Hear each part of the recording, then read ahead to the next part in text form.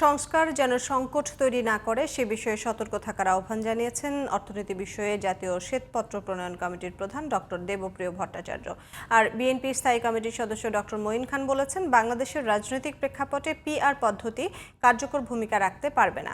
বুধবার রাজধানীতে জাতীয় নির্বাচনে পিআর পদ্ধতির বৈশ্বিক প্রেক্ষাপট নিয়ে এক আলোচনা সভায় এসব কথা বলেন তারা। নাইম কামালের রিপোর্ট। বুধবার সকালে গণতান্ত্রিক উত্তরণ, অন্তর্বর্তী সরকারের মেয়াদ ও সংখ্যানুপাতিক নির্বাচন, বাংলাদেশ ও বৈশ্বিক প্রেক্ষিত শীর্ষক এক গবেষণা প্রতিবেদন প্রকাশ করেন ঢাকা বিশ্ববিদ্যালয়ের শিক্ষক ডক্টর আবদুল্লাহ আল মামুন। গুলশানের একটি হোটেলে আয়োজিত অনুষ্ঠানে অতিথি হিসেবে উপস্থিত ছিলেন বিভিন্ন রাজনৈতিক দলের নেতা, রাজনৈতিক বিশ্লেষক ও অর্থনীতিবিদরা। জাতীয় নির্বাচনে পিআর পদ্ধতির নানা নেতিবাচক দিক তুলে ধরেন বিএনপির স্থায়ী কমিটির সদস্য ডক্টর মঈন খান। আর নির্ধারিত সময়ে নির্বাচন না দিলে কঠোর আন্দোলনের হুঁশিয়ারি দেন বিএনপি জোটের কোনো নেতা। যে পিআর সিস্টেম একটা নৈর্ব্যক্তিক একটি ভোটিং প্রক্রিয়া, এইটা বাংলাদেশের মানুষের যে গতি প্রকৃতি, চরিত্র এবং যে সাইকোলজি, তার সঙ্গে কিন্তু কখনো খাপ খাবে না।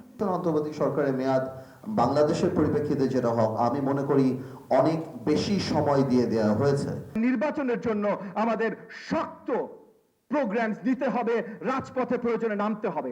সংস্কারের নামে নির্বাচন পিছিয়ে দিলে সংকট আরও বাড়তে পারে বলে আশঙ্কা অর্থনৈতিক বিষয়ে জাতীয় শ্বেতপত্র প্রণয়ন কমিটির প্রধান ডক্টর দেবপ্রিয় ভট্টাচার্যের। সংস্কার চলমান প্রক্রিয়া হিসেবে অনেক সংস্কার অসম্পূর্ণ থাকবে, অনেক সরকার পরের সরকার করবে। এইটার ভিতরে আপনাকে মেনে নিয়ে আগামীতে ধারাবাহিকতার ভিতরে থাকতে হবে। এইটা যদি আমি না করি, তাহলে সংস্কার বলে আমি আবার বিভিন্ন অসংস্কারী কাজের ভিতরে যুক্ত হয়ে যেতে পারি। আগে সরকার ওয়াজ নট ইলেক্টেড, সবচেয়ে ক্ষতি করে গেছে, আমাদের ইলেকশন সিস্টেমটাকে ধ্বংস করে দিয়েছে। গবেষণা প্রতিবেদনকে একপাক্ষিক উল্লেখ করে এর সমালোচনা করেন সিনিয়র সাংবাদিক মাসুদ কামাল। আর সব পক্ষকে দ্রুত ঐকমত্যে পৌঁছানোর আহ্বান জানান আলোচকদের কেউ।